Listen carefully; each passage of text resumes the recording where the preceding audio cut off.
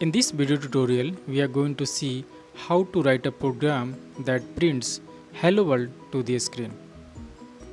Now we are going to see two different ways of printing Hello World to the screen. The first approach is Hello World without variables, and the second approach is Hello World with variables. Let's see Hello World without variables. To print Hello World to the screen, we use print functions, that is inbuilt functions in Python. So inside this function, you can pass this hello world string, hello world. And now let's hit the enter.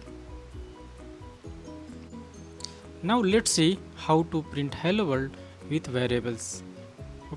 So in this case we are going to create one variables like variable 1. I am giving any name, and to that variable I am going to store the hello world string, hello and world.